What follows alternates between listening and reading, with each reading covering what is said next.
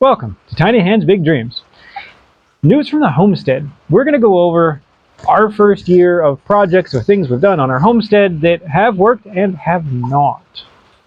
So if you're new, we are in southern Ecuador.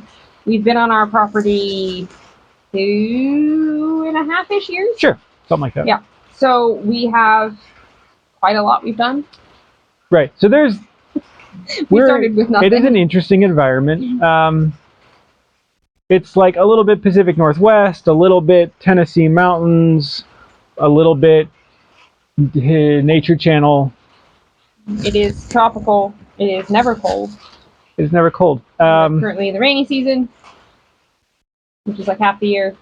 So we have a interesting and difficult environment. Pretty much, if it works here, it will work most anywhere. With the caveat that if you're somewhere cold, it won't work. Like I'm thinking about like animal houses and things. Oh yeah, no. Would need to be designed differently. We have to design for warm and moist, not cold. Yeah. So there's a lot of projects around here, infrastructure and things. We're going to go through it, no particular order. If you have dreamed of having a homestead or you have one now, this is going to be good advice on how to make sure that the things you build last, because nobody likes having to build them again. Or like you could build it to this crazy standard, and people do it, we watch it, and they spend an ungodly amount of money to make like a very simple structure. Like you didn't need to spend $23,000 on a chicken coop. But it's also good to know where you may want to spend more time or money, so you're not having to repair it 1,000 times, and we speak from experience. Our budget is just, it's so small. It basically, as close to free as we can get it, is literally the budget. But we also need it to last forever and give good service. That's kind of always our goal. Yeah. All right. So first, we have our Maracuya trellis, passion fruit trellis. Which, now, the Maracuya is something we buy. It is delicious. We used to buy. I'm so pleased that we're not buying it anymore. We make it into syrup. We have it in our beverages. We can now basically grow our own fancy beverage locally. However, it is a vine. It needs a lot of space. It needs to be elevated off the ground. It does become very heavy. The vine just keeps growing, and because of where we are, it's never going to die back in the winter. It will just keep going. Yeah. So we built it out of wood, which we tried to burn the schnargles out of, because burning it is a preservation method. However, it is fully exposed to the rain. There is no cover. We've had mixed success with the structure. Some of the wood seems to be doing okay, and other wood is just sort of decomposing into mush. Oh God, I'll be like, oh, that part broke. Because it is heavy. Now these are all different trees, different woods. Yeah, they're whatever. We don't know what they are. We can't tell you what they are. This is not like you can say it's pine or oak, or it's just whatever random jungle tree we cut down to use. As a whole, if I had to do it again and we had any sort of funding, I would not use wood. I would put up galvanized steel posts. I'd put up cement posts. I'd put up something especially resilient. Given the fact that it isn't a temporary trellis. It's not something that, a lot of people will put up a trellis for the season and then they can build something new the next year. Permaseason. Well, also just what the plant is right. will continue to grow. Now we're looking at having to replace it, being like, well, basically you have to cut all the plants back. Now, the plants... Nothing. Plants are doing really good. Plants are great. No, we did, and there's an old video. It was like one of our very first videos. It was one of our first videos. We did a piece of black mesh. Call it fencing here, but it is actually the geotech. Is geotech the right word? You use it in ground to help hold structures. Retaining walls and things. So we did a circle of it. We put fabric, landscaping fabric on the inside of it. We basically made an open bottom pot. This keeps the birds out. It gives By birds, you mean like the chickens and the ducks that like to destroy it? Right. Our birds. It gives excellent aeration to a soil ball that is held above ground, because Maracuya is very sensitive to root rot. We have had none of. And we do have that problem with lots of things, because especially in the rainy season, we'll go like 6 months of just saturated soil, and we have super clay soil. Right. So the primary root ball is above ground and aerated. It's not a solidy pot. It sits on the ground. Now the roots have stretched out like 5 feet in every direction on the surface. They get disturbed a lot. The birds mess them up. But the main root ball remains. The plant continues to grow. So the pots have been an amazing success. Love it. That's worked out. It's just the trellis. Yeah, we've had, I mean, anything wood here we have issues with. We've learned how to make it work better, but given that it is just out in the elements all the time with a lot of weight on it, it's just not going to stand the test of time. No. At all. We keep like propping it up with sticks. Yeah, and we'll continue to do that until it's a stick forest, and at some point we have to give up on the whole thing. But it's laden with fruit. Like, it is laden. That being said, it's some of the best passion fruit we've had. It is, and I think part of that is the root ball. Where it has crazy good aeration. We've composted. Yeah. We've used the duck shavings. God. We've like really. Of all the stuff that we've bought, ours is better. It's tangier. It's more intense. It's sweet. Like it's so good. Yeah. All right. Speaking of burning wood, one of the first projects that you did was our chicken coop because we had chickens in a weird little, I don't know, haphazard structure. I don't even know what to call that. Little temporary casa. Yeah, and we needed a real chicken coop that was sturdy, safe, kept them contained and safe, because creatures like at night to eat chickens here. Everything eats chicken. Yeah. So the chicken coop was one of the very first projects. Yeah. So we had bought some wood from a neighbor. Again, unknown, but some sort of local hardwood that. You know, he roughed up with a chainsaw. Yeah, it's real hard. We built it out of that. We put a tin roof on it. We put, again, the same black geomesh around it. That's all worked great. Well, the important part is how you treated the wood. We treated it by burning the ever-loving schnorgels out of it. And I did use a little bit of, I think, the linseed oil on some of the, I think, the legs and then the bottom deck. Underneath the floor, I used like one coat of oil. Now we did a floor out of galvanized wire. Like what was it, like 1 by half? By yeah, one? It's like rabbit cage wire, something like that. The idea was because we live somewhere warm and they don't need to be protected from cold. We also hate cleaning out chicken coops. It's gross. It is a method of doing like the deep litter. I hate it. I think it's gross and it's a lot of work. Been there, done that. I hate it. Yeah. So the idea here would just be everything falls through, which has mostly worked. And it's mostly worked. And eventually, it's super low maintenance. We get a pile underneath what the ants don't take away. And then eventually the kid goes up and he shovels it, and nice easy shovelfuls from underneath, and then it goes into the compost pile, which needs the nitrogen. So that part's worked, but the galvanized wire has just dissolved. That makes these terrible hazardous holes for the chicken. So like patching it and throwing stuff on top. It needs fixed. So mostly it's great. I originally said, like, look, this thing will last decades. It has a 0 level of rot. We did put it up on little pieces of cement block. Mm-hmm. So none of the legs are touching the ground. They're at least an inch off the ground. That's important. Now, I will say the ramp was a failure. Just a big failure. I made like a pirate ramp. It was a great idea, but we needed to put it not straight on the ground, on a block. We also needed to make sure that it was never left on the ground. It gets thrown on the ground. Like at night, you take it down. The foot of it sits on the ground during the day. Because we didn't really have a plan for where to put it at night when you put the chickens away, so it just got left on the ground. Right. It should have had like a place to hang it. Yeah, so it the ramp in half at one point. And the ramp has disintegrated. It doesn't work great.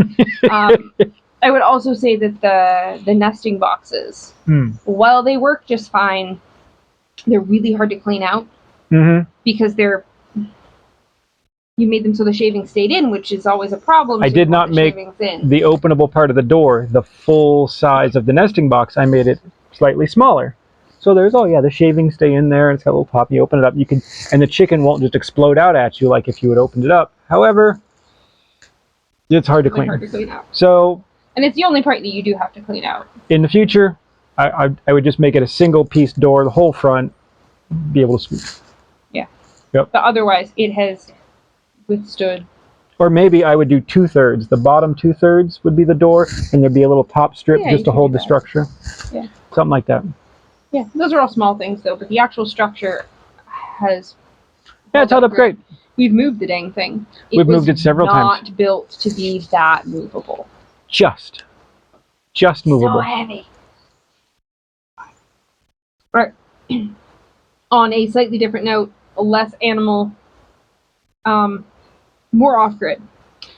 If you're off grid, you're going to need some infrastructure, power, water, sewer. We've talked about all this before. Sewer. Nobody likes to talk about sewer, but everybody needs it, and everybody knows they need it, and it's one of those things like, oh, I just have to like figure that out. Yeah. And there's a lot of people that go with the composting toilets or the outhouse or the thing. That was not our choice. Our family voted no on pooping in a bucket. Other people, YouTubers, somehow are okay with pooping in a bucket. And you know what? If you're okay with it, cool, that's fine. Somebody has to clean out the bucket. It wasn't going to be me, and I know it wasn't going to be you. So we wanted a flushing toilet. So, septic system. Previously, we lived in RVs. Like, we understood about, like, even in very tight, confined spaces, it's very nice to have an actual, like, flushable toilet. The composting toilets. Yeah, a lot of like, problems. look, I used to install them for customers when we used to build luxury conversion buses and things.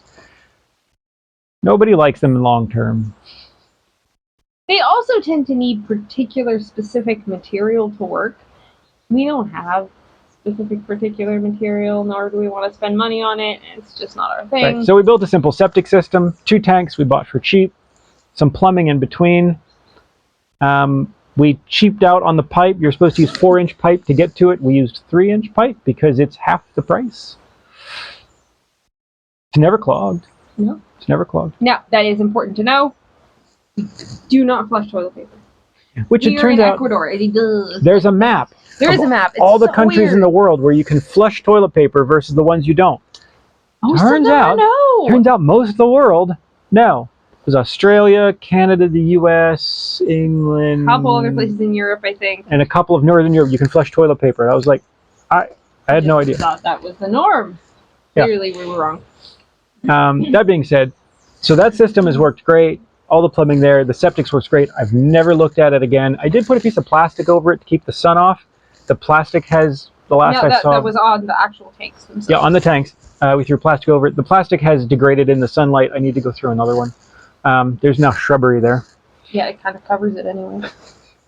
which is fine. There's a pipe that goes out to a drain field, a drain line. That didn't work out so well. We didn't. Okay, we didn't really do it the way we wanted to.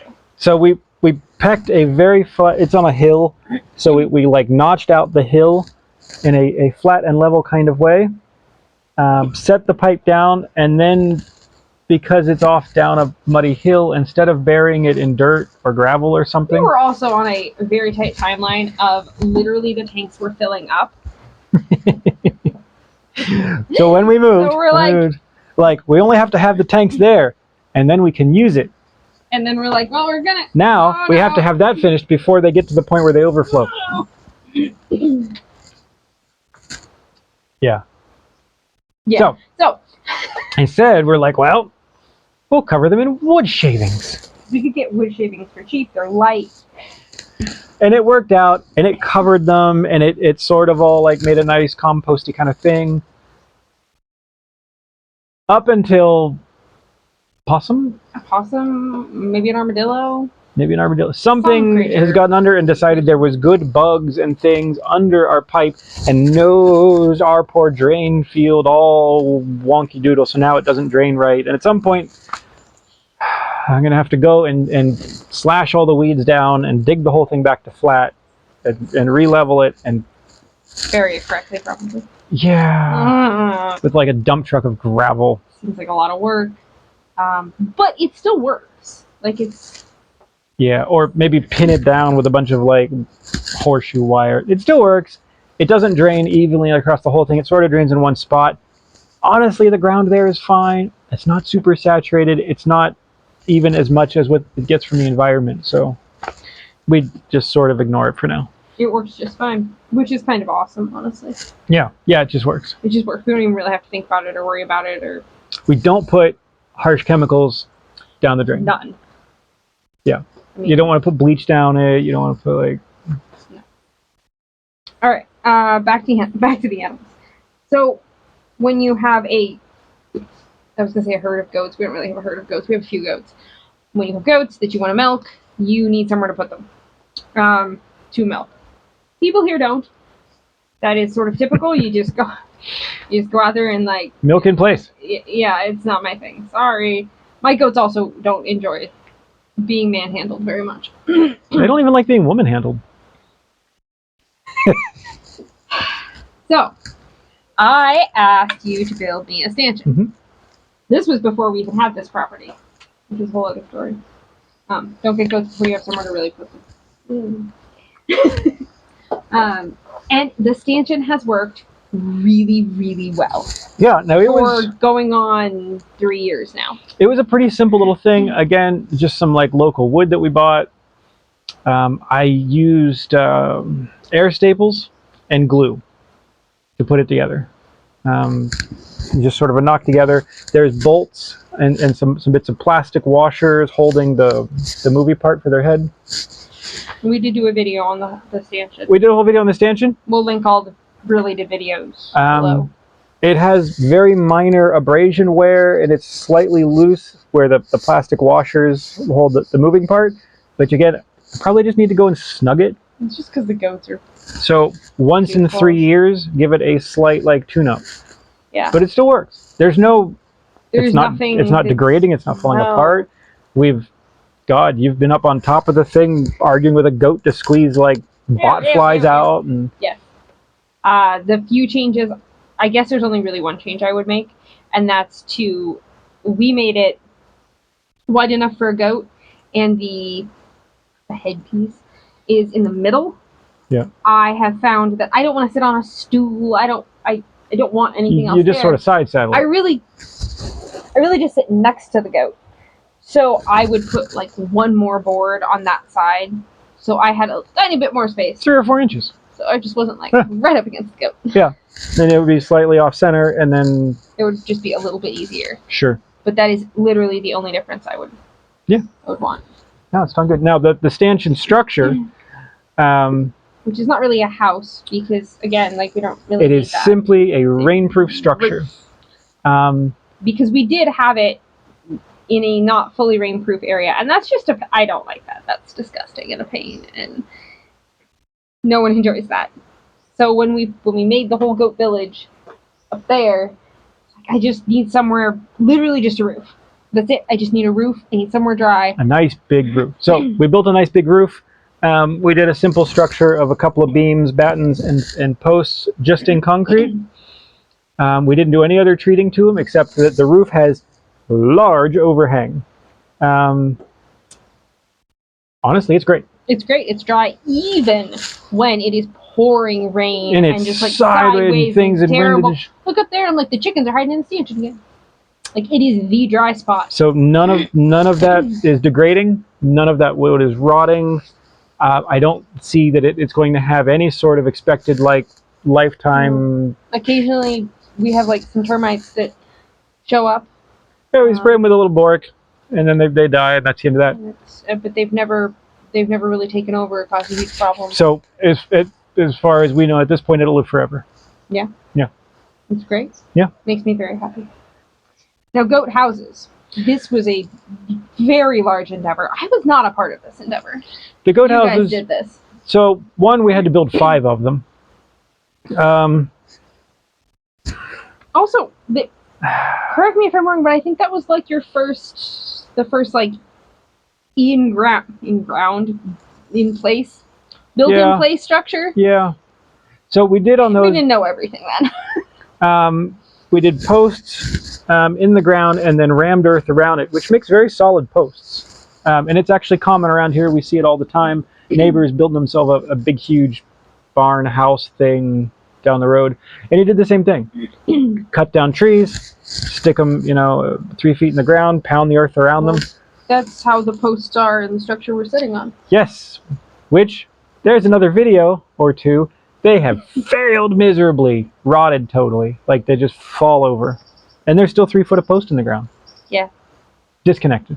So pretty much all of the posts have rotted exactly at ground level, not below the ground. As soon as you dig down a few inches, there's still a dang post down there. Which is really a pain to replace. It's actually way worse than if the whole thing. But right at the ground, they just mush out. Now we've had the occasional like termites like attack the whole thing, and we have to spray some Boric, and then they go away.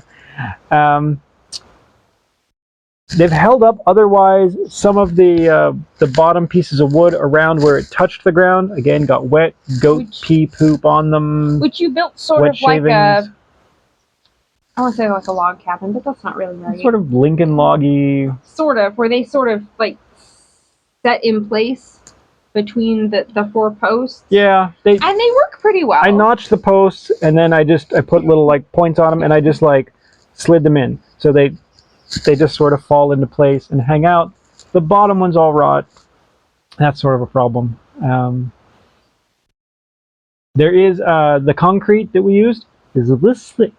Like it's nothing. So we hand dug all the pads. We put down a little bit of marble-sized gravel and tamped it until all of the gravel was like half set into the ground. So sort of like bumpy surface. And then we poured, some places it's a 1/4 inch thick, other places it's 5/8, 3/4 maybe. And then we poured this super thin layer of concrete, except for Sally. Okay, all the houses are mostly fine except for Sally's, and that's her fault. Yeah, Sally ended up like punching a hole through hers, and the kid went in one day and cleaned it and just a little patch, just like tiny little bit. It held up pretty well. You can't even tell. Like it's just perfect again. And I'm like, okay. So that was our thin concept cement. And that was really just to save money and the effort of hauling cement up there. Oh yeah. That was not because it was the best option or anything. I don't even think we used a single bag of cement for the entire complex. Like it was so thin. Now I would also make the roofs bigger. The roofs only overhang a little bit. Sideways rain not only keeps the wood wet, but it comes in and the shavings get fouled. Again, large roof overhang was the takeaway. Now, these are rather open houses because, again, we need ventilation, not protection from wind or something. I occasionally see people with goat houses, and they build a literal, like, enclosed jail cell structure with, like, a glass window, and I'm like... Even in the coldest climates, you still need the ventilation, or that you have to ventilate. They will die from ammonia. So even, like, fully open, the walls breathe, there's gaps between all the wood, all the sides. Even then, like, the kid cleans them once a week. We go in the, like, pretty strong smell. I would not go less open. Well, in some climates you will have to, just for temperature. You just have to. Yeah. And then you end up having to make them bigger, so then that is a little bit more spread out and absorbed. I, as the person who tends to get them in and out, I guess everybody does, but I don't love our door design. I don't have a solution for it. I don't love it. So the doors, I have a couple of small issues. The hinges were we didn't have a good answer at the time, so I used screw eyes into the posts. They've all sort of rotted out and failed to some level. Some of them we've replaced just by banding some wire around the door and then the post, which sort of works. I fixed another one, and I like made a wooden hinge piece that the door like. You mean Mister's because he beats his poor house to death? So Soup Head, and we call him Soup Head because he's literally just souped his own head because he just sits there and will just like just beat the door for hours. Bam, bam. On the side of his house, and I can watch his whole house move. I'm like, could you? To be fair. The locks that I have on the door, which is 2 pieces of black polyethylene tubing wired to the metal, and then just like a piece of wood that goes and goes in between them. He's Honestly, it never works. broken. No one has Nobody. ever escaped. Nobody has ever broken the lock part of the door. No. It is pretty quick to open. But the doors just, some of them don't close anymore, and you have to like weasel Well, with them, and the posts have broken free, and the posts are now free wanders. that's part of it. They just sort of walk about. Which is not great. The goats all seem very pleased with their houses, though. They do. Keeps everybody dry. At first, they cried. They're like, "Oh my God, you're putting me in this jail cell!"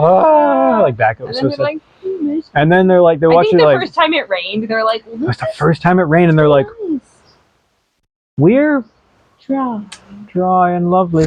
I'll just sit here and be pleased." And now they go in their house every night. They love it. Yeah.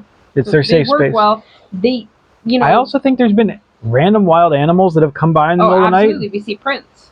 And nothing has ever hurt the goats. And they're like, I safe in there. suppose a big cat could. I don't even think one could get in.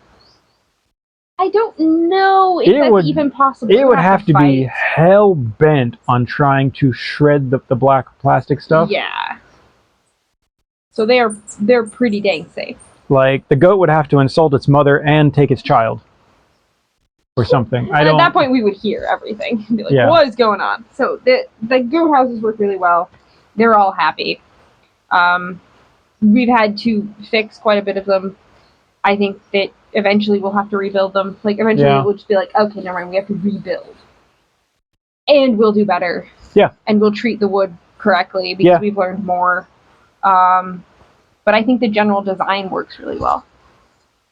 Yeah, Don't you? It does. No, the general design works great. A couple of small changes, and then massively longer life expectancy.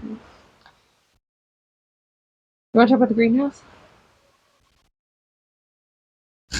I feel like sounded sad too. I feel like we should just have a moment of silence instead. So we built a simple greenhouse. Up against the hill cliff. Protected from the wind, and really it's not a greenhouse, it's just rain protection. Yeah, I mean, we don't need the... But when you're trying to raise things in pots and it rains for 4 days straight, you're not going to get roots. Yeah, so you just need rain protection here. We go and we buy plastic, and the guy's like, no, this is actual like greenhouse plastic. It's it's good. Okay, how long is it? Oh, 10 years, 20 years, like a long time. Okay, well that's great. Well, I don't know about 20 years. 10 is like legitimate greenhouses. I would have been happy with 5. 10, 15 years. UV's a little higher here. 7 to 10 maybe. Okay, I'll go with that. Again, I would have been happy with 5. 1 year. I'm not even sure we made it. Yeah, and it started just everywhere it laid across one of the rafters. I don't know if like it made a hot point where it touched wood, but the plastic is embrittled. But that's so silly if you can't let the plastic touch wood, because how else would you build a greenhouse? It has to sit on something. I mean, if it were metal, it would be hotter. So I don't understand, but I'm very annoyed.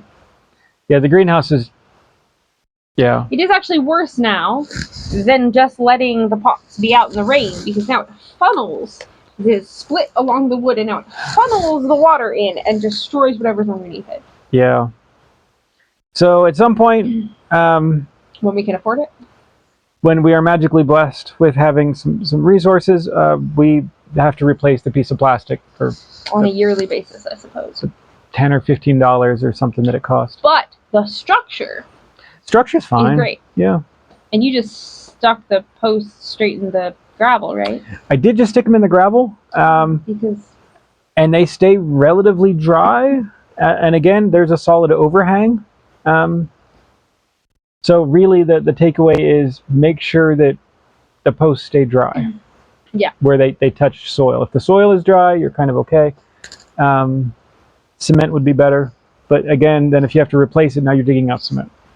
And so this way, if we ever have to replace the front main posts, you just dig them out of the gravel. Yeah, we just chainsaw them and just dig out what's left. But it's all held up and works well. I mean, it worked well when the plastic worked. I'm sad. It's a nice greenhouse. Yeah. Smoker. The smoker. So we enjoy smoked meat, bacons, jerky, things, sausages. We built the smoker from literal scrap left from the previous The owner. floor that was up here, actually. Some of it was the floor, some Yeah. of it was stuff I found in the yard. Literally was laying out in the grass and the weeds when we moved in from maybe even before the guy that we bought it from when they like lumbered the whole property and it was garbage then. So they left it. No, we did Some do of the a wood video. has the weight of styrofoam. We did do a video on the smoker. Again, one of the very first videos. We did. The smoker, honestly, It's great. I did cut new wood for the 4 posts that hold the structure up. Now, of interesting note, that's just the sides. It just has to hold smoke. The posts have to hold the weight of the trays, which is not a ton. Even if we Or load it whatever up with we sausage, right, which could be 30, 40 pounds. Divided over 4 posts, it was 10 pounds a post. I mean, that's nothing. Even if it was, double that's still nothing for a post. The trays. No, and the trays are only really used for jerky. Jerky, right. The trays, or coffee that one time, That's true. are made out of some local hardwood, again, that we bought from the neighbor of unknown origin. But I took them and I cut it in little strips and I sanded them really nice and smooth, and I used tung oil. And then we let it cure. And then I screwed and glued them together. There's only a single screw in every joint, plus some glue.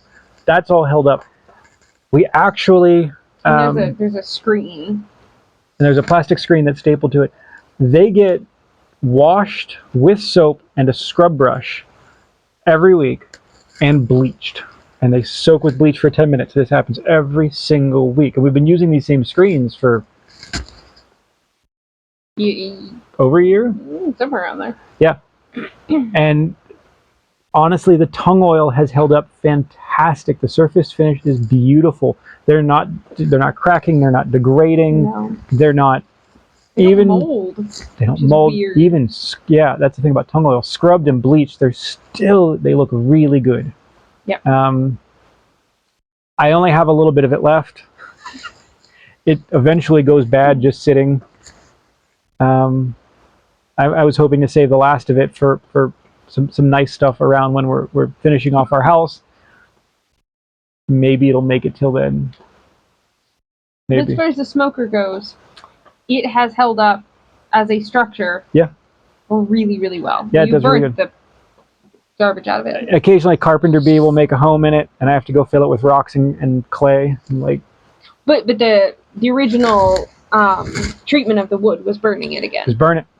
Just freaking torch it. Now, there is also times where we do like sausages or hams, and they will drip and splatter when it hits the bottom, and like little greasy drips will like splatter around the inside. And then we come back a week later and we open it up and we're like, the whole inside is just mold. Like, ugh. Because we do struggle with mold here We do struggle. because of the climate. So I'll come back with the torch, and I take the torch to the mold on burned wood and just torch it again, and you'll see the grease just like it flames. And I just reburn the whole inside of it. Once I'm sure I have obliterated any instance of mold, I've literally touched flame against the whole inner surface of the thing, come over with the hose, put it all out. It works Sanitized. really well. Sanitized by fire is a real thing. Yeah.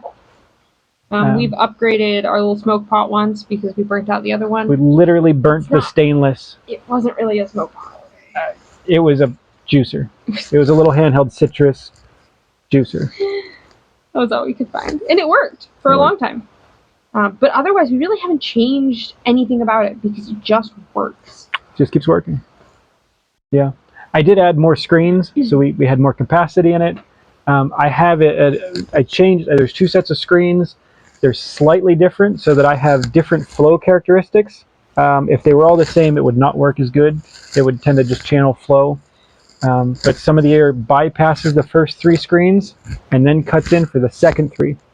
So screens 1, 2, and 3 are similar to 4, 5, and 6, and 1 and 4 actually end up being about the same as far as like when you're doing jerky. That's kind of neat.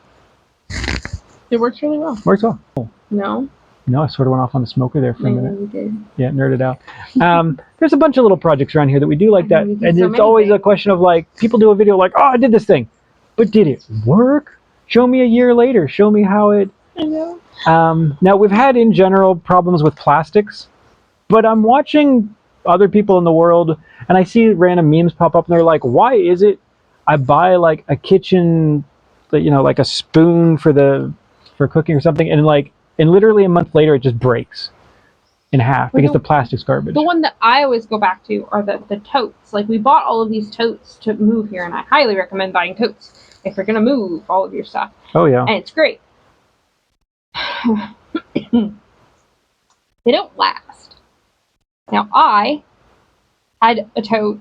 Do we still have the tote? Yeah. No, we still do. The blue tote? The original Rubbermaid tote. And that tote is older than I am. I had also a Rubbermaid tote or two. Like a proper Rubbermaid. Back when Rubbermaid was owned by Rubbermaid, before they were bought out by Sterilite? Maybe. The other company. I don't remember. And then they turned to... Trash?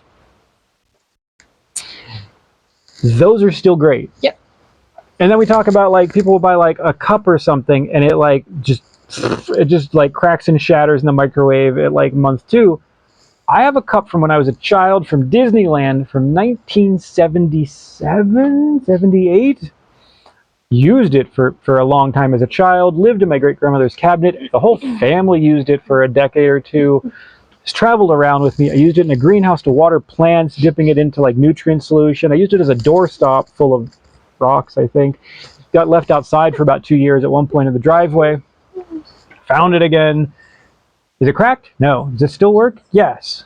Actually, it's still a legitimate plastic cup. I still have... But our greenhouse...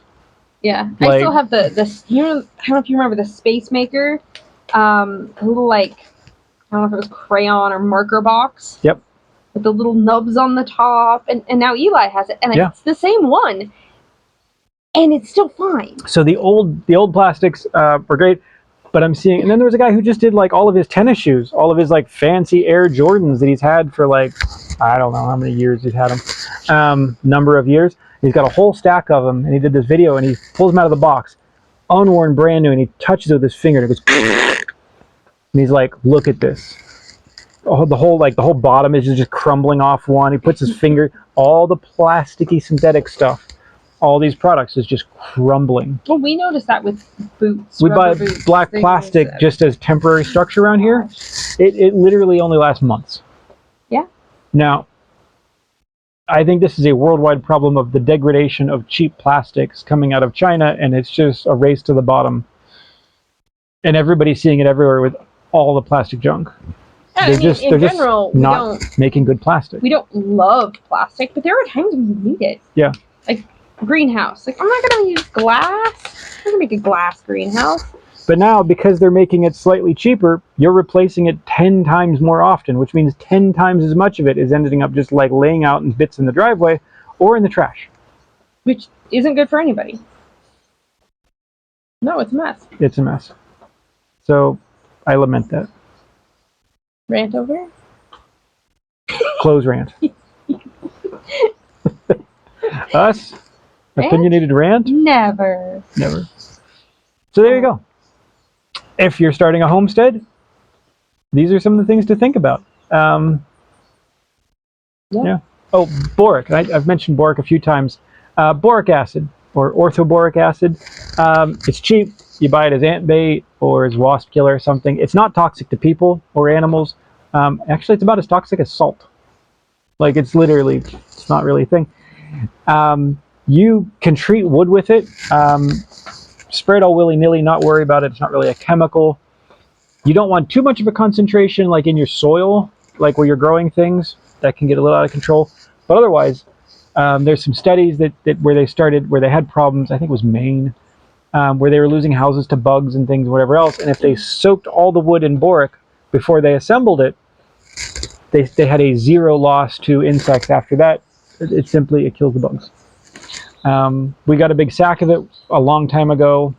It will last us many years. We're using that for the house that we're building. Mix it up in the sprayer, and we just respray all the wood. And if a bug comes along and it wants to burrow in and try to like make a new home, it eats the surface that has the boric in it and then dies. Yeah. We use it on everything. Yeah. Termites just go down like a wet paper towel. Yeah, there were termites all over the Maracuya trellis, and we just went out and sprayed the whole thing, and zoom, gone. Yeah, they're not resilient to boric. So that's a useful trick. That's really important to know, actually. Yeah. Because I know there's a lot of issues with finding non-toxic bug. Yeah. It's not a poison, but it's poisonous to them. It is. But you can go around your house. You can sprinkle the powder around your house. You can go under your house. It's not like it degrades.